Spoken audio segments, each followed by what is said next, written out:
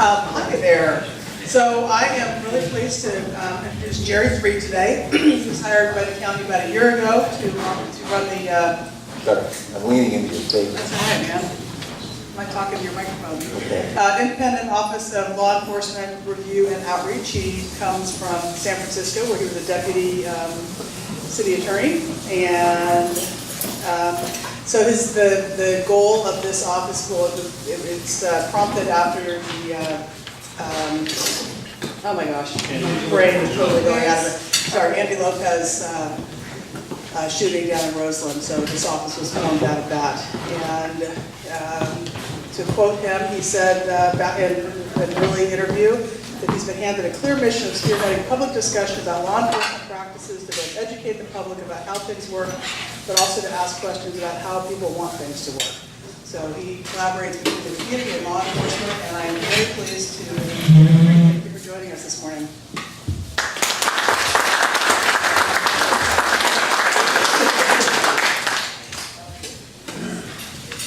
Thank you. Good morning. Thanks for having me here. And I just want to say a couple of things up front before I get to the presentation. One is I hope you'll please bear with me. I'm very under the weather today, so I'm going to try not to cough in the microphone. And the other thing is it's a pleasure to be here first in the morning, because I'm a morning person. I usually have to go to evening meetings where I'm kind of like this, because I get up at 5:30 and I go to bed at 8. So when I go to the evening meetings, I'm at the end of my energy. And today, if I weren't sick, you'd see me kind of bouncing around. So actually, it's probably better than I was sick. So the other thing is, I appreciate being at this group. I was just at an event yesterday for MLK Day, and we talked about the concept of a loving community. And I think this group represents that concept of the loving community because it's about caring about everyone and giving back and helping others. So I appreciate being here. And that is the way I see our office. So it's kind of the underlying principle that led to the creation of the office and that kind of animates the way I approach it.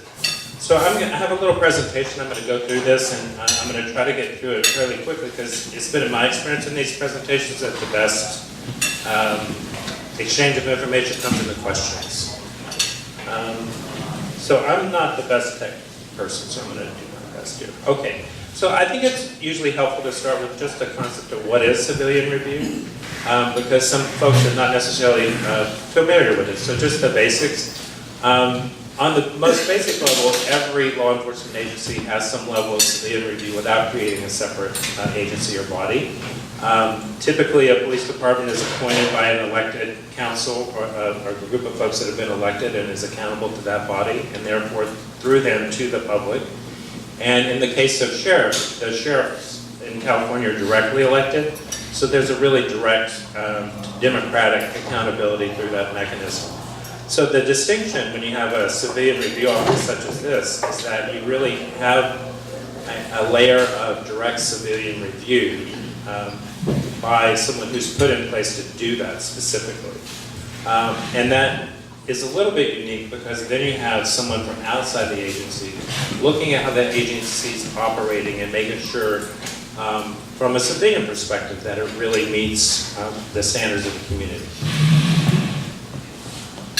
And the idea of civilian review is kind of an old one, and it first appeared in 1928 in a ACLU body that was created because there were some problems in Los Angeles at that time with some of the ways that the LAPD was operating.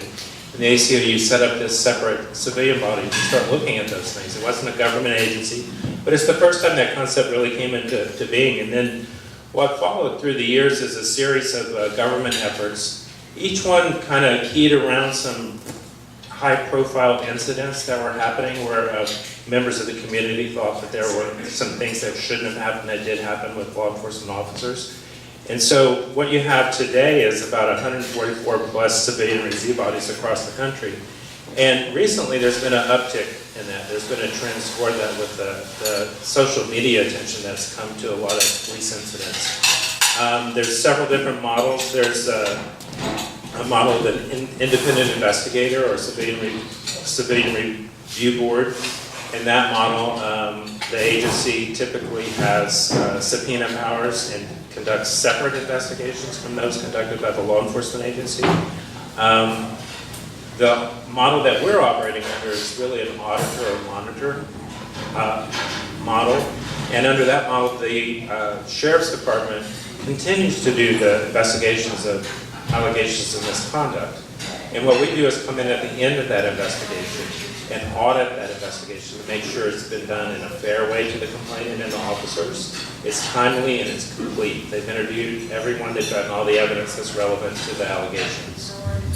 And there's some evidence that shows that that model is the one that's most effective in actually helping changes to happen in the law enforcement agency, because it really puts the onus on that agency to make the changes, rather than with a independent investigator. Sometimes you get recommendations coming out, the law enforcement agency and its staff may see them in some ways as an antagonist and may not be as receptive to those. But when you put the onus back on the agency, they tend to look at the things themselves, and because there's someone auditing it, maybe pay closer attention to the way they're doing things and sort of incorporate that approach into their culture.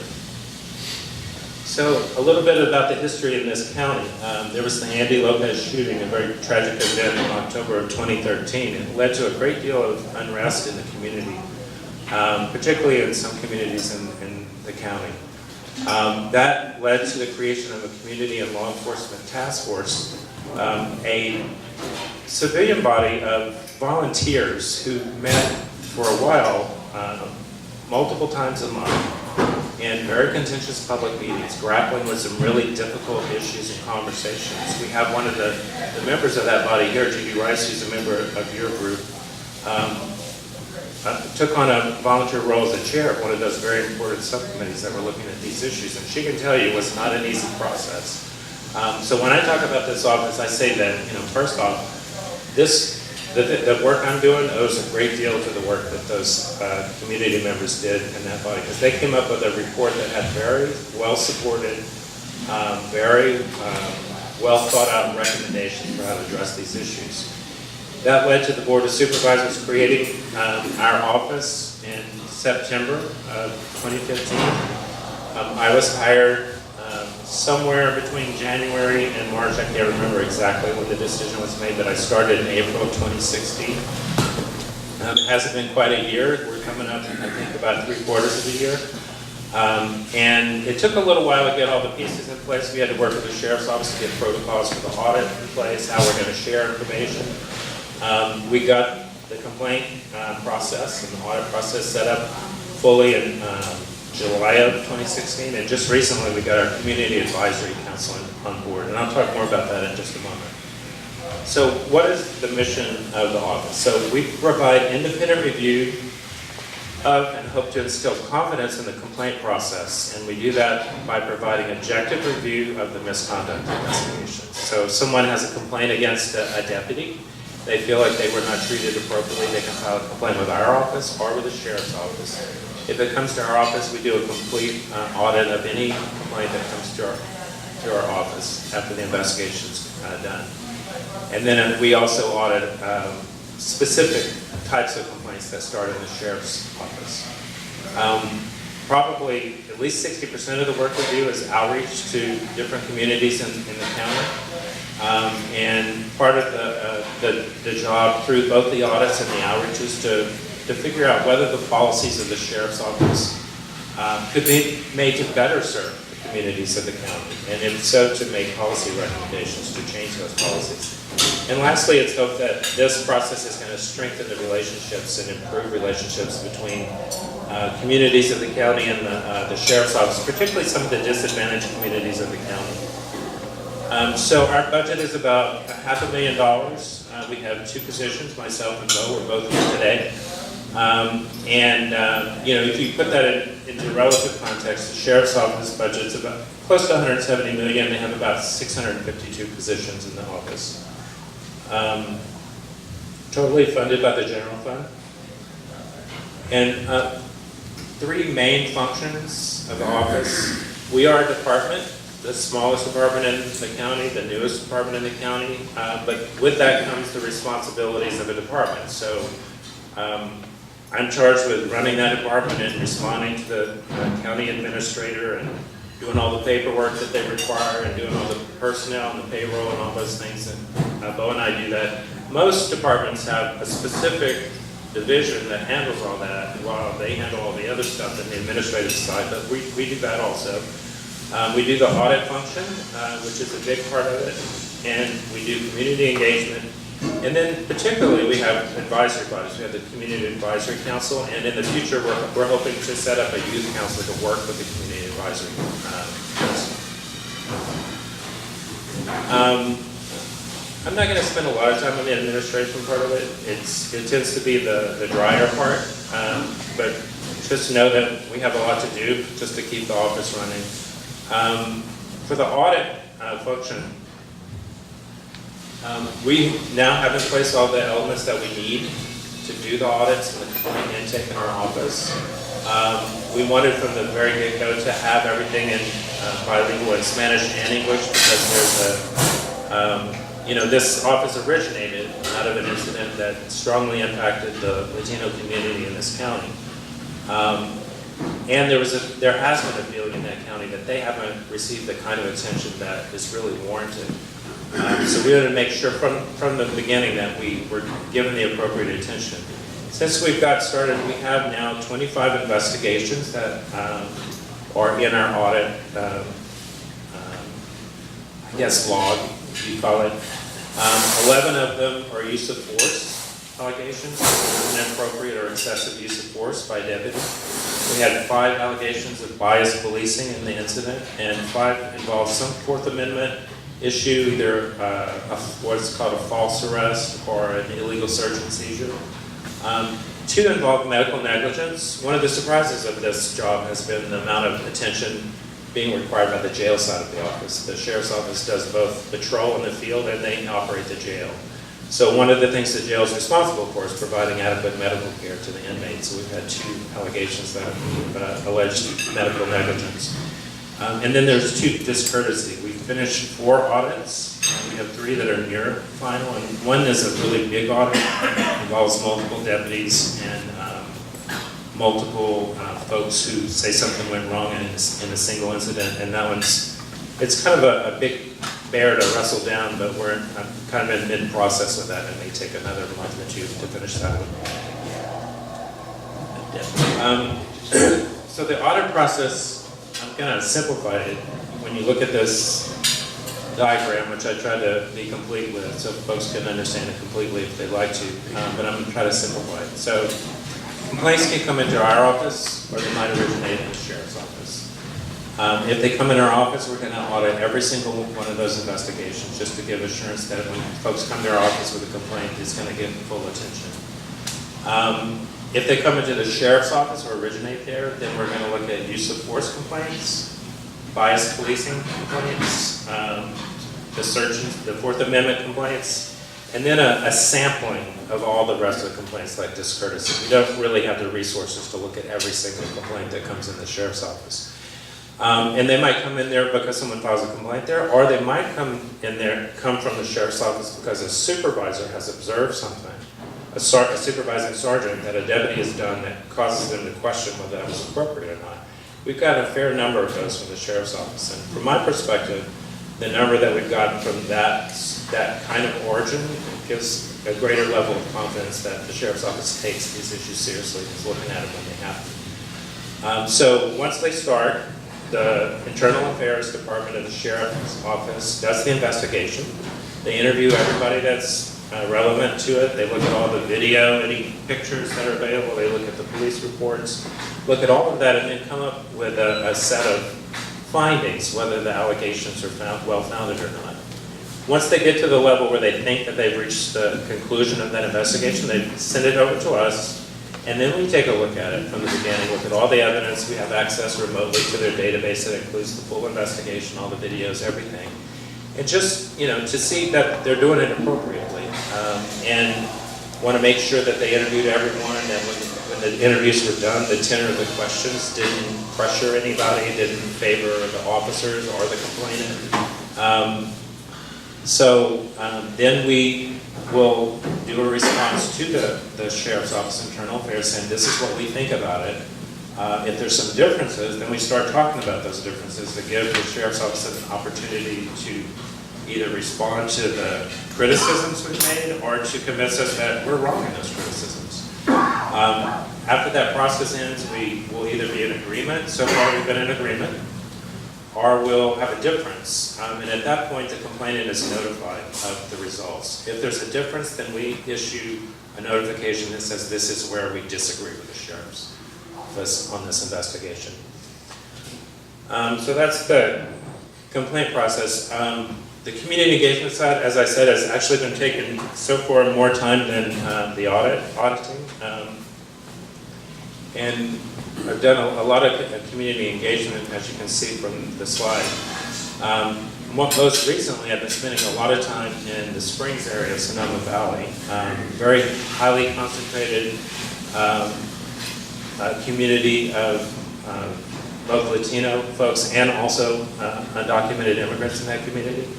And it's an area of the county that hasn't gotten as much attention as many areas, so I've been spending some concentrated time out there. Done, I think, more than 15 community meetings out there in the last 2 to 3 months. And we have a lot more on my schedule for the next 2 weeks, leading up to a particular policy issue that we're looking at the Community Advisory Council. Our website is up, and it's a pretty good website, I think. You can get a lot of information there. And I should say I left some brochures on the table that talk about the complaint process. And I might have put on some tables only Spanish ones. I apologize for that. I didn't quite look at all of them before I put them down on your table. So one of the things I want to highlight is we have an agreement with the sheriff that we're going to do these community engagement circles in communities throughout the county.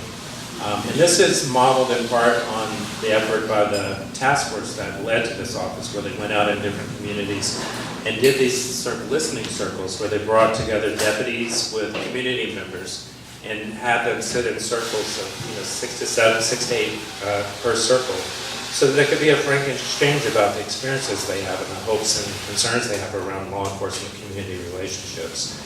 And that was largely a positive, very positive experience, and it really helps break down some of the assumptions and barriers that might be there that prevent that relationship from being better.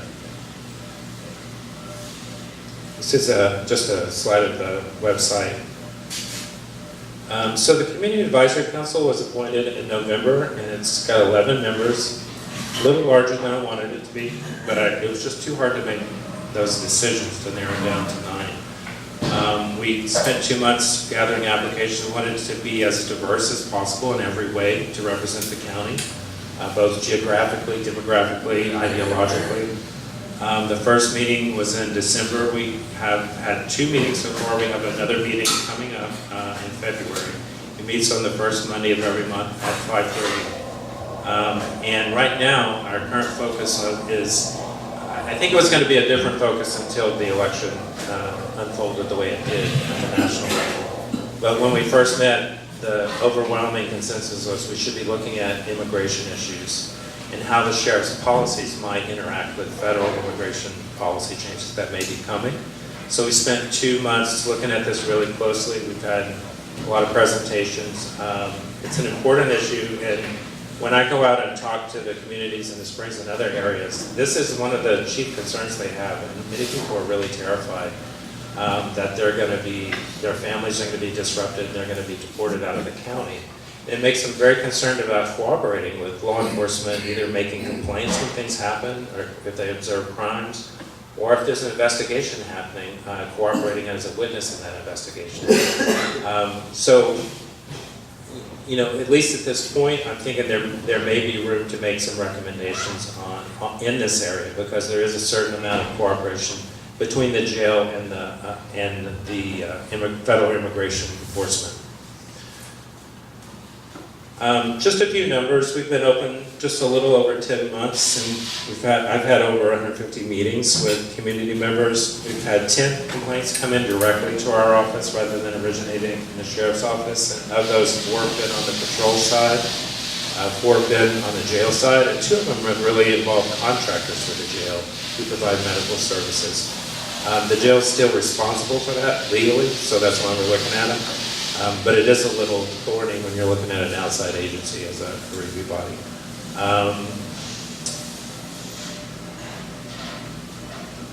So some of the chief objectives, we have an annual report every year that we're charged with providing. That's one of the chief goals, to provide some transparency, is reporting on what's been happening in the audits. At a summary level, there's statutory prohibitions against disclosing the details, the factual details of the complaints and the investigations. But we can report out, these are the types of complaints we've had, and these are the findings on those types of complaints when we reviewed the sheriff's investigations. We're hard at work trying to strengthen these relationships between law enforcement and the communities. And we've established a community advisory council. Next year we hope to have the youth council up and running. We've got a public complaint process so folks can access it on the website. They can come into the office, they can call us, they can do it any way they would like to. They can even complain anonymously, although it does create some difficulties with investigation if you do it that way. One of the things I'm looking at, what I have for next year, is to have some real performance measures in place so we can gauge whether we're doing a good job. And so we're trying to think about the possibility of survey instruments with the folks that we've been working with. One of the programs for next year, I'm working on it right now, is to try to put in place a mediation program. So, the complaint process is very formal. Sometimes if you have folks sit down in a community-oriented mediation where they can talk directly to one another, there's a lot of benefits to that. It certainly allows folks to better understand the other person's perspective in the incident. The other thing you get is, if you file a complaint, you're complaining, you file it, it goes into the system, you don't see it or hear about it until you get the result. And what the result says is your complaint was founded, unfounded, or we were unable to find enough evidence to decide. And that's, for a complainant, relatively dissatisfying.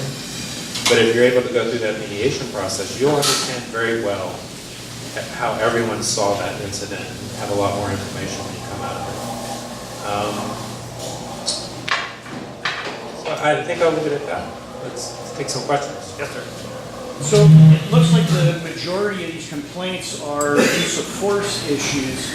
Does everybody that's on these councils have to go through the sheriff's program where they see how the deputies have to be trained to deal with these split-second decisions on whether to use force or not and how much force to use? I mean, I know the extreme is deadly force, but it just seems to me that you've got people that maybe have never walked in those shoes or seen the training or been through that, and I just wonder if that's part of what you're going to do. It's certainly something I'm strongly advising them to do, and the Sheriff's Office has offered several ways to get at that. They're not going to go through the actual use of force training module that the sheriff does, but there is a sort of mini Citizens Academy that the Sheriff's Office is offering to the CAC members, and most of them are taking up on that. Some of them have some scheduling issues that are making it difficult. The other thing is that the sheriff has bought and has put in place a use of force training simulator. It's not yet up and running, but it should be up and running by the end of the month, and that is something that they'll all go through also. Do you want me to call on people or do you? Okay. So, yes, sir. If a civil lawsuit is brought following one of these incidents, is the information of your investigation available to that lawsuit? And if so, how is it used? So that's a really important component of the protocols that we've worked through for several months. So my office has in place a legal services agreement with the county. So I'm a special counsel to the county. I'm an attorney. So everything that happens in terms of the investigations themselves and the audits of the investigation is clothed in attorney-client privilege. All the work that I do related to those investigations is clothed in attorney work product confidentiality. So there's some strong protections for that. You can never say in every case nothing's going to come out even with attorney-client privilege, but it's very unlikely that that will ever happen. And if it did happen, they'd probably also be getting the information from the county council that they have. Yes, sir. Kind of a follow-up to that on a really 2 or 3 part question. You mentioned that attorney-client privilege. Are all your investigations conducted in confidential, such as the grand jury investigations? Point 1. Point 2, how long is a typical investigation? I know that's a broad question, but how long do these investigations take? And number 3, throughout your entire presentation, I never saw a mention of the DA's office. Would you comment on that? Sure. You may have to remind me of each of the 3 as I go through them. The district attorney is not in any way subject to the purview of our office. We were not provided that authority, so we're not able to look at what the district attorney does in this area. The confidentiality issue, first off, we don't do investigations. The sheriff's office does the investigation. We audit the investigation at the conclusion.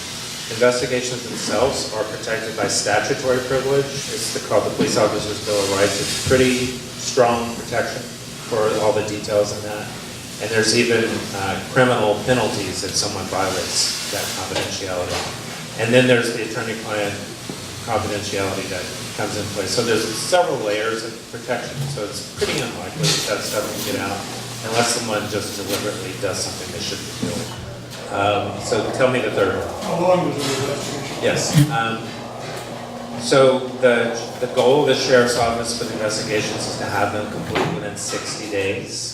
It's a goal that they haven't met for a while. And when our office was set up, they hired a new lieutenant to help staff the investigations also as a liaison to our office.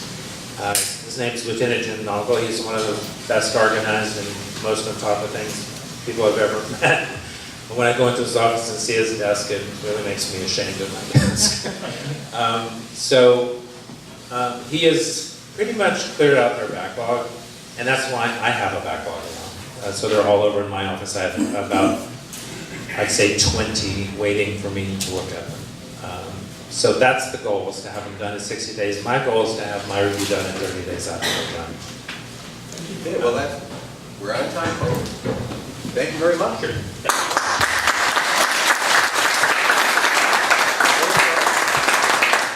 We have your speaker gift. There you go, in case you have some notes. And we also need you to draw a ticket.